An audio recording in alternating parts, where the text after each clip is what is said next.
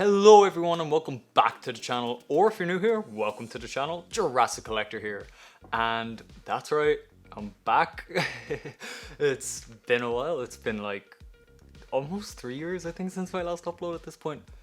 Life happened, things got busy, but we're back today. It's Jurassic June, literally today on June 1st. What a better way to A, come back to the channel, and B, start off Jurassic June than to take a look at probably one of the most hyped and coveted figures in any Jurassic line ever.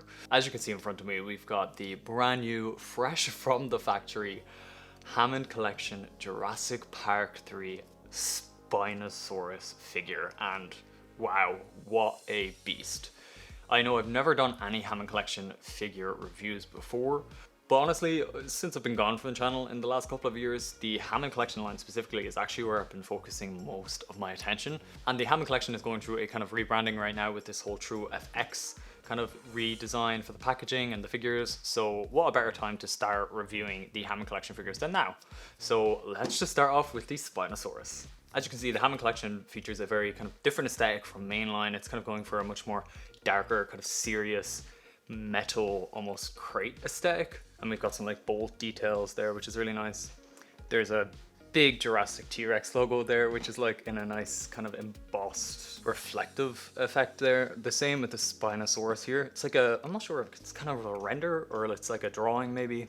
We have the big Jurassic World text there. We have, of course, the call out for Spinosaurus there. We have as well the Mattel logo and ages 8+, which is us. So yay. And we also have a tag here for this new kind of True FX thing that they're going for Hammond Collection. The top of the packaging, as you can see here, it's, you know, it's very plain. It's nice black kind of background there. That's matte, and then we've got a Jurassic World logo and then the T-Rex emblem as well there. And they are kind of done in a reflective speckle effect, which kind of give it some nice premium feeling, I guess. And then we've got more of that kind of like metal bolt grade aesthetic there as well. So on the side of the box here, this looks really nice, I think, actually. We've got the Hammond Collection logo, and then we've just got a big kind of picture of the Spinosaurus from the movie. And then we've got the beautiful Jurassic Park 3 Spinosaurus logo there, big and bold, as it should be there. Looks fantastic. And the back of the packaging here, it's very different than other Hammond Collection figures before it. It's a completely new redesign as well. So we have the Hammond Collection logo up here, and then Spinosaurus, so the species name in a bunch of different languages, because as I said, this is European, so it's got multilingual packaging. We have again that beautiful Jurassic Park 3 Spinosaurus logo, of course. And then here we just have some beautiful renders of the actual figure. I think they look fantastic there. On the packaging, the way they've kind of done those. And then down here we have a little tag to say True FX, premium details for enhanced realism.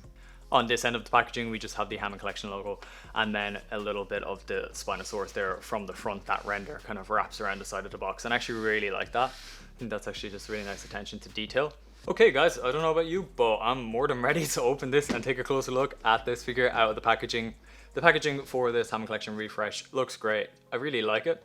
And I really like this kind of new blue backdrop there. As you can see beforehand, it was kind of like this golden color. It's very kind of Jurassic Park Series 2 coded almost, I want to say. I don't know, maybe I'm looking into it too much, but I really like the packaging on this new Hammond Collection True FX refresh. But I'm more excited to see what the actual figure inside is like. So without any further ado, let's just break this absolute beast open and get the Spinosaurus in our hands. And here we have the Hammond Collection Spinosaurus unboxed and out of the packaging. Absolutely just peak off the bat straight away. I mean, just visually, it's beautiful. I think ever since the announcement of Hammond Collection and this line, we have all wanted and been dying for Mattel to make a Spinosaurus in the line. And so to finally have Spinosaurus in the line now, only like 3 years later, which honestly isn't that far. So here we are up close and personal with our Spinosaurus. The head sculpt, straight away, I'll just say it looks fantastic. It looks just like the Jurassic Park 3 Spinosaurus there. There are some absolutely exquisite details. Smaller scales, larger scales, kind of fine lines and everything packed in to that head sculpt, as you can see there. Even along the top of the head there, you can see there is so much sculpted detail kind of packed in to the figure. That just screams Jurassic Park 3 Spinosaurus to me. And Mattel have been implementing these kind of rubberized teeth on their newer figures. So these are rubber inserts, so they're not actually like a hard plastic, but that means, you know, it allows them to sculpt the teeth in a much more natural and realistic looking way, as you can see with the Spino here, unlike say the Legacy Collection Spinosaurus, which we will compare to later on in the review. But the teeth on this one actually look genuine and sharp, which is fantastic. And a lot of the newer Mattel figures have these now, all of the Hammond Collection ones, but they're also implementing it across to mainline, which is nice. Then also, of course, we have, just like on the T-Rex and Giganotosaurus as well, there's a tongue in there too. That is, I think it's posable, yeah, but it's kind of just, you know, like the Giga and T-Rex where it poses only kind of in the middle there. So you'd have to have both jaws open, which is quite difficult. I'll get onto that later on in the review, but you can pose the tongue like that there if you want, when the jaws are kind of open super duper wide. But I think that looks kind of strange, so I won't be doing that. So we'll pull the tongue back down. And as well, of course, considering this is a Hammond Collection, a larger theropod figure, and even the smaller ones have them now, but it's got that glass eye there, glass in quotation marks, I think it's like a plastic. They have kind of a slit pupil there inset into the green eye. I have to say, for Spino, this is fantastic. Probably one of my favorite parts of that figure is the eye, because it really pops, it really stands out. The colors probably help too. The eye actually looks like it's glowing now. I know my studio light is probably helping with that. It genuinely just has a much better, clearer look than a lot of the other figures, even, you know, the larger, like T-Rex, for example. Definitely probably the best glass eye effect we have on any of these larger figures yet. And just moving throughout the figure, I mean, the sculpt is fantastic. You can see there's just so much sculpted detail packed in, so much texture throughout the entire figure. We've got some like large osteoderms and then just a bunch of like finer scaling going on. Across the sail, there is just kind of, I would say, maybe like kind of softer sculpted lines. It's not as detailed maybe in the sail, but it still looks fantastic. The same with the legs, bunch of just like lines sculpted in there. We can see the knee. And of course, it's Hammond Collection, so it's got a bunch of articulation so that you can adjust the posture of the legs and stuff like that as you see fit. We've got some really large scales here on the back, actually. It transitions, you know, they're quite large here, but they really transition and to turn into really large kind of cross-hatching scales along the back of the end of the figure, leading out into the beginning of the tail. And the tail is packed with kind of larger cross-hatching details. Not super fine details there on the tail, it's kind of larger sculpt work. And of course, the opposite side of the figure, the sculpt, is exactly the same. It is fantastic. I mean, you can see all of that sculpted texture detail, especially in the head. I mean, wow, yeah, that's Jurassic Park 3 Spino. But the details along the body are really nice. The sail there, you can see when the light hits it just right, it really catches that detail as well. But I will say, it does feel a little bit less detailed than the Giganotosaurus. I don't know why, maybe it's not.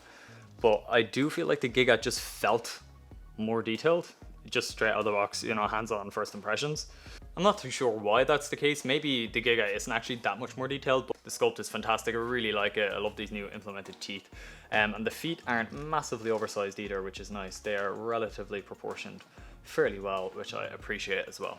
So let's get on to the paint job on this figure. I have to say, straight off the bat, it's fantastic. It looks just like the Jurassic Park 3 Spinosaurus. However, it is the colors that they chose, I feel like it just went a little bit wrong with. The brown here, I feel like should maybe be a little bit more of a gray. And this kind of orange red along the entire back and the entire head of the figure here, I feel like that should maybe be a bit more of a red tone than orange. I feel like it's kind of a mix of the Camp Cretaceous and Jurassic Park 3 Spinos mixed together to deliver this, even though it's supposed to be just the Jurassic Park 3 Spinosaurus. To me, it's not. It is kind of a mix of both influences there. So both the lower and top jaws are molded in this nice kind of, it's like a burnt orange red color. And they're molded in that, as I said, and then there is some really nice white paint that is applied both to the bottom jaw here and along the top, and that's applied in a very nice specific patterned way. And then on top of that, there is also some, it's like a very, very, very dark green or kind of brown that's like splotched on in like a pattern effect there. And we have that same color then that is around the eye, and that is airbrushed in a really nice and intricate way. But the inside of the mouth is molded in a pink tone, of course, and then the tongue is sculpted as a separate piece, as I showed you earlier, and that is posable, articulatable. You can kind of do what you want with that, but it is no paint. They're all just kind of sculpted there. Unfortunately, they didn't put any wash in the mouth either on this one. That white along the lower jaw there continues literally underneath the entire jaw there. You can see it kind of airbrushes out really nicely. It transitions, and you can see that very dark brown, almost black there, that's speckled over top of that white, and then that white is kind of patterned out there along the back of the jaw. As I said, we have that glass eye there, which just looks fantastic with that slit pupil. It really stands out on this Jurassic Park 3 Spinosaurus. Some other really nice paint detail, which I never noticed before. There is some kind of darker brown there that is similar, you know, that's kind of patterned throughout the face and airbrushed around the eye. That also is around the very base of the jaw here, and then that's airbrushed down a bit into the neck. It doesn't go a huge amount there, but it is airbrushed down a little bit, just kind of stops here at the base of the neck. But it does actually pick up back up on the body. Interestingly enough, you can't really see it on camera. It's definitely hard to see, but you can see it in person, especially in my studio lighting. It does pick up back up here though, which is kind of odd, but it does pick up here and run down, which we'll take a closer look at. We also have some more, it's really hard to see as well because it's quite subtle there, but there is another bit of patterning there. It's like just a very light brown wash almost that's applied in as kind of like a patterned effect, but it looks really nice. It adds a little bit of an extra dimension to the head of the spinal here. And then along the neck as well, we have this kind of burnt red orange color, but there's also some really nice, similar to the color we have at the base and the side of the jaw here, that brown. We have some dry brushing actually of that nice brown along the top of the neck, and that runs down there to this red section. And unfortunately the paint just stops there for the red though, which looks a bit cheap. Like, come on Mattel, this is a, you know, it's supposed to be a premium collector's figure. That should be painted all the way down to there. That's super cheap, and that just looks bad, especially when this one is painted. That joint there, when you move it, as you can see, all the way it's painted and dry brushed, but this one isn't. It's a bit like, really, you've kind of got to hide it there to not make it look weird and jarring transition. This white that's on the face here starts around the neck area there too, and it's just kind of patterned in like a stripy line effect, blending the transition between this red and the brown there. And that looks really nice. I do like how it looks because it runs all the way down here to the leg, as you can see, and it's actually really nice patterning the way it's done. It is really cool the way it's airbrushed down into the sides of the figure and just there. I really like how this line kind of transitions down here into like an airbrush effect there around the leg. It looks really cool, and I really like the patterning and the striping, the way it looks. The white here as well is on the leg, that same color, but I'm not a huge fan of the application of the patterning of that. That, I think, is what feels super Cretaceous Spinosaurus to me, but I'm not mad at it. At least there's paint on the legs, I guess, so I do appreciate that.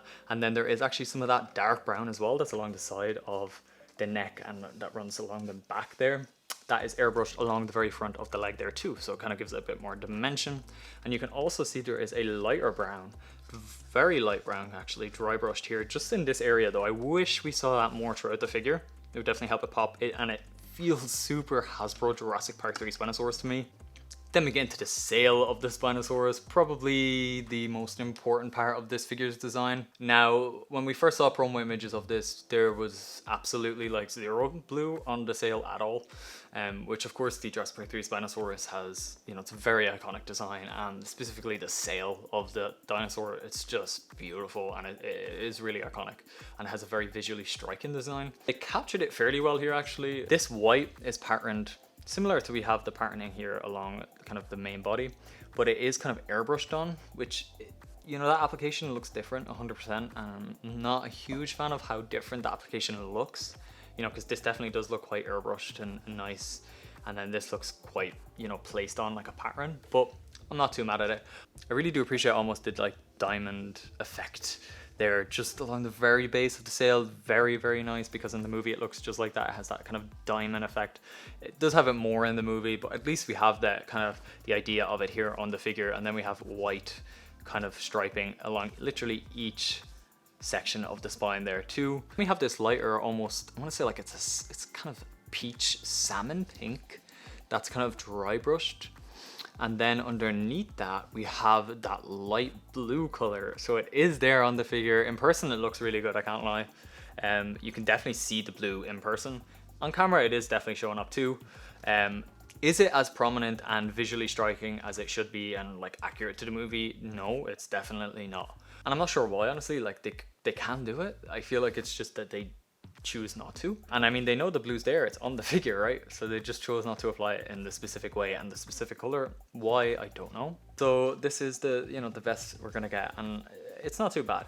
At least the blue is there. That darker brown I was talking about, that's earlier kind of dry brushed along the head there, and we have some airbrushed along the leg. As I said, that is dry brushed all across the back of the spino here too. That looks so good. I didn't know that was on this at all, to be honest. I didn't see that in any of the promo images or any like in-hand images from other people, but it is really good. It looks nice. It's really a nice transition, I think, between this kind of orangey red and then this kind of main brown for the body.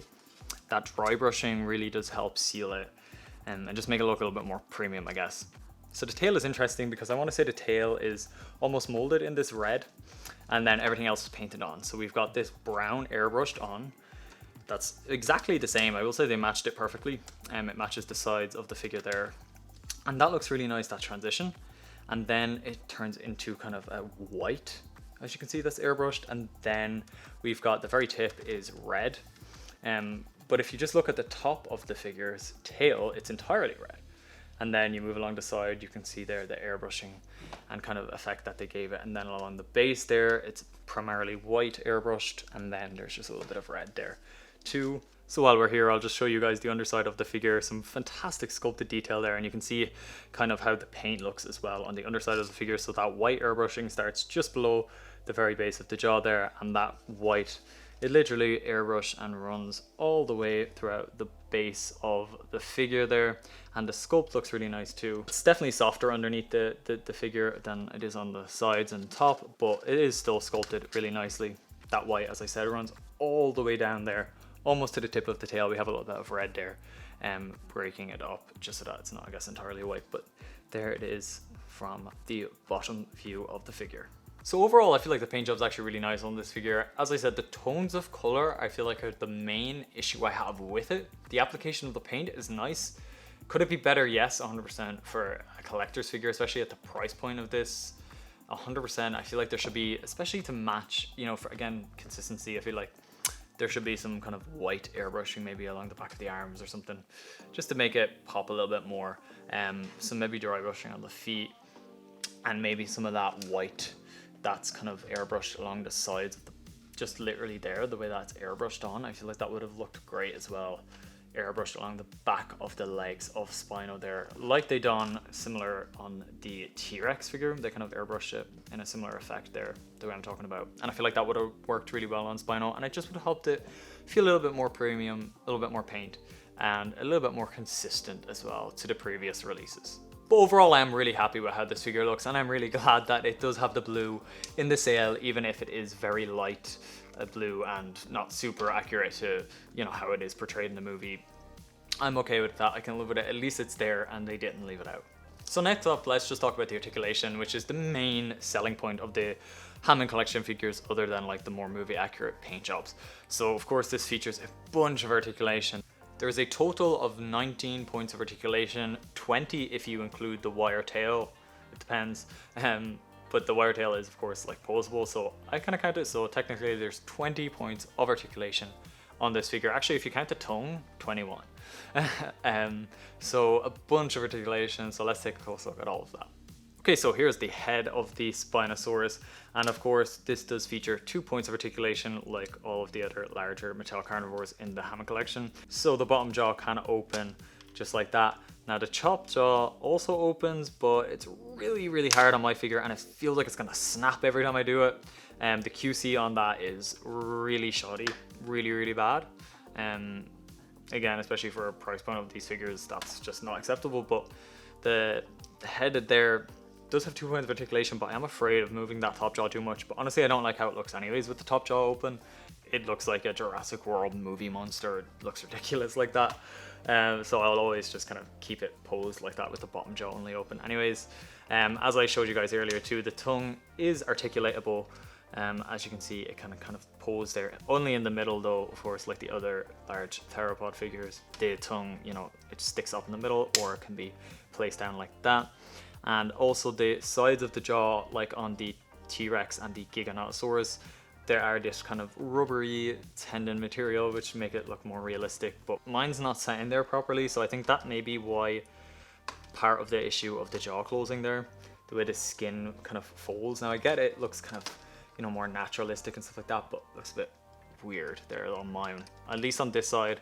On the opposing side, it's actually okay. So that's why I do believe it is just a QC issue on mine, just there.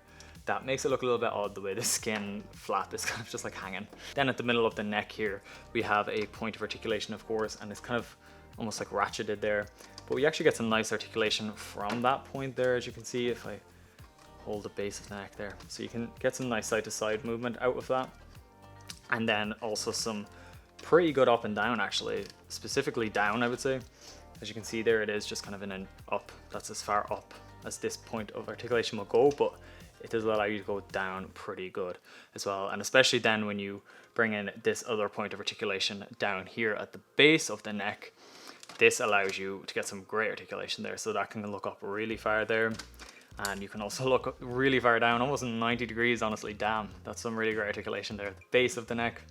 And then of course also this can kind of move side to side as you see fit to, and it can also of course rotate then to allow you to kind of pose it in kind of any way you like. Especially when you kind of use these two joints in conjunction together, then you can kind of get some really great poses and articulation there in the head and neck. So I'm really happy with that articulation. For the arms of the Spino, of course, we have a kind of ball joint here, which allows the figure's arm to move forward and backwards. I'm assuming it probably goes 360 degrees, but it can also swing outwards too, just like that. Of course, both arms are the very same there, so you're gonna get the same articulation across the two of them, but that allows for some great poses. And then we also have an elbow joint here for articulation, so that allows you to stretch the arms out or bend them up. And of course this elbow joint is completely rotatable too, so you can kind of get the arm in any way you would like. And of course it is the same on the opposing arm too.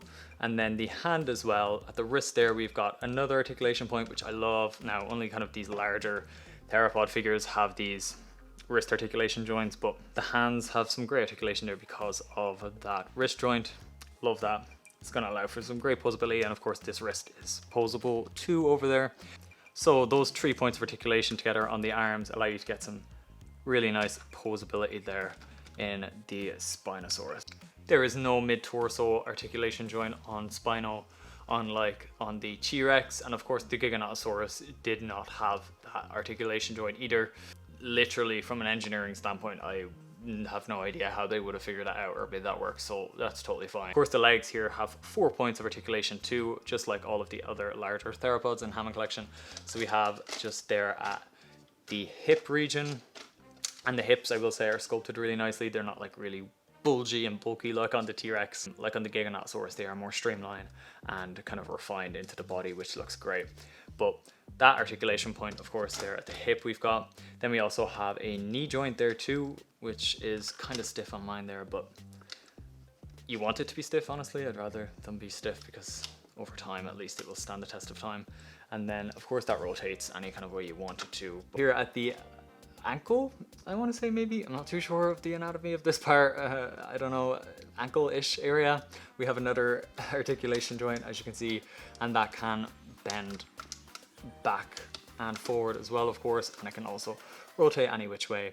And then at the foot itself, there is of course another rocker joint, almost, I want to say, that kind of allows you to just kind of rock the ankle back and forward and up and down, even a little bit maybe, but mostly kind of side to side there on that bottom joint. And then that just leaves us with the tail. So there is a, of course, you plug the tail in when you get it out of the packaging and connect it up there, but there is a ball joint there at the tail which allows you to move the tail from side to side, and of course it can also be rotated any way you'd like, but of course the way it's very specifically painted in a certain kind of way there to match up to the body, so you're probably not going to really want to rotate it anyways. You're just going to leave it in that one position. But of course, like all of the other Hammond Collection figures, this is a rubber tail. There's a bendy wire inside like all the other Hammond Collection figures, so it is really thick at the base. It's quite like the kind of T-Rex, I want to say, almost more so than the Giga, but or maybe even the Allosaurus is probably how it feels closest to.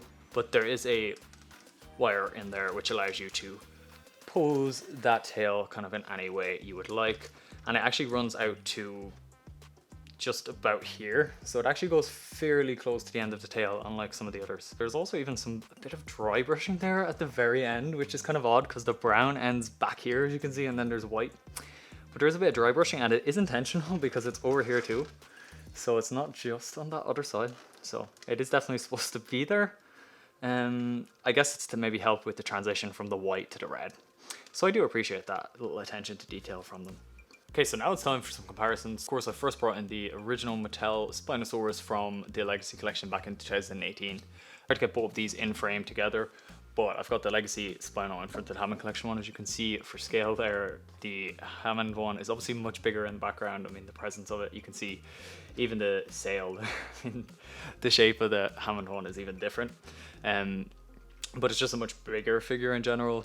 I feel like this is a pretty good visual indicator here of the differences between the two Spinosauruses, specifically in the head sculpt and the detail definition and improvement on the Hammond Collection one, and the paint, of course, applications and detailing as well is obviously much more detailed and refined and, you know, like adult collectible worthy on this Hammond Collection version.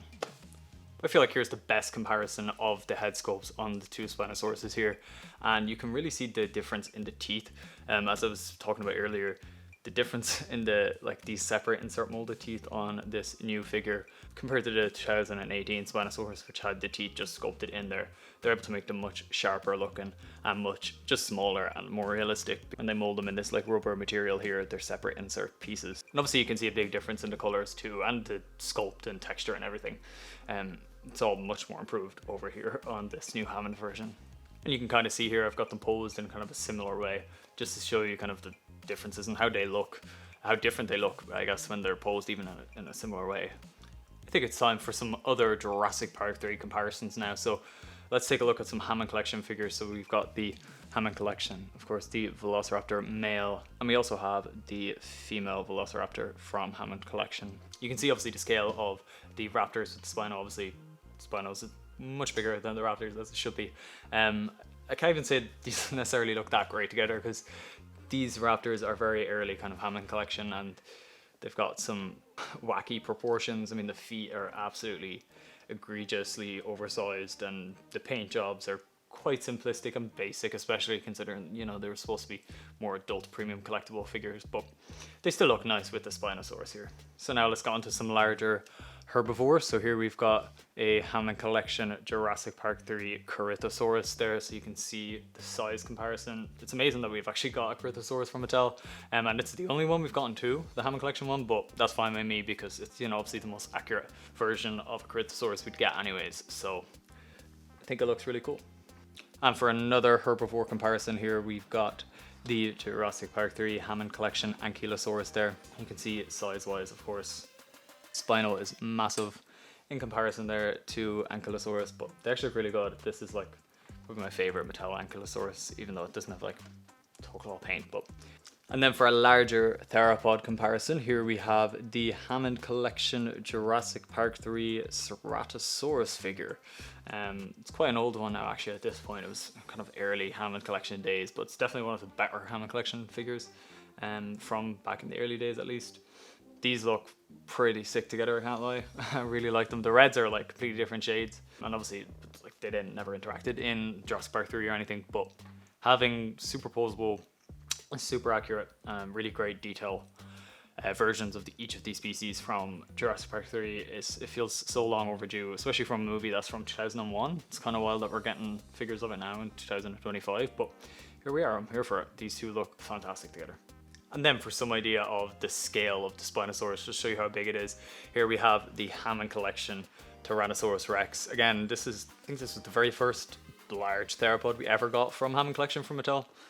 So this was back in 2022, I believe. And as you can see, it's got like some of the older Hammond Collection issues, such as the massive feet. This one actually did have like a mid-torso articulation joint, which I really liked on it, but some people didn't. I feel like we now need a green Jurassic Park 3 Tyrannosaurus Hammond Collection figure, maybe updated with like all the new like refinements that they made with Hammond Collection for the True Effects line.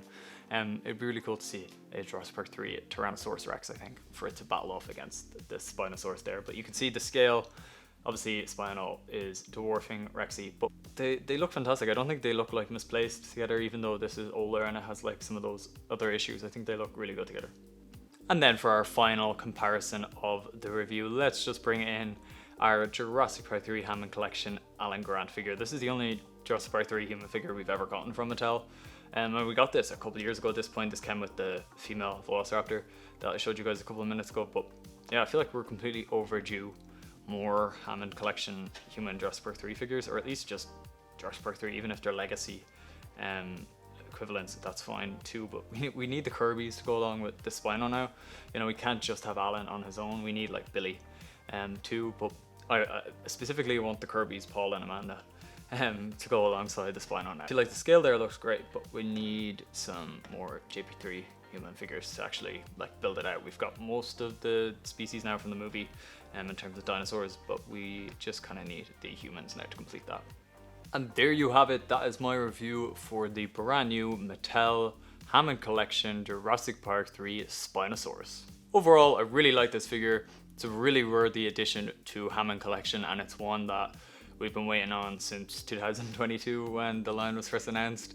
Did it come out perfect? No, of course it didn't. Nothing ever is, but it's pretty damn close. I would just say the biggest issues are maybe the colors chosen, specifically for me anyway, at least.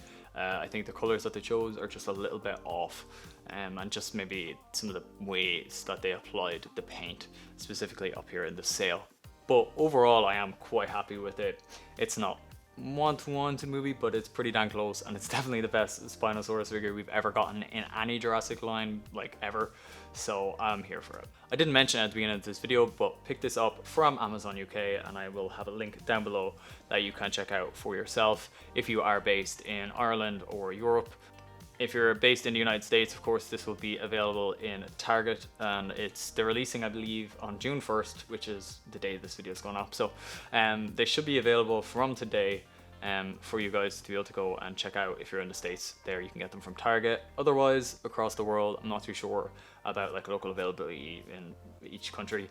You'll have to see about that. I'm not too sure. So yeah, it's been great to be back, guys. It's been like 3 years, I know, but yeah, it feels good to be back and making a video. I'm not sure when I'll be back again, but who knows, there might be more videos in the future. I hope you guys enjoyed the review. If you did, make sure to hit the like button down below and also subscribe. I realized almost at 15,000 subscribers, so thank you very much for keeping watching the videos and subscribing while I've been on hiatus for a couple of years. But yeah, make sure to subscribe down below. Your thoughts on this figure, guys? Are you going to be picking it up, and will you be adding it to your Hammond collection? Thanks for watching the video. Until next time, stay safe and peace out. Rawr.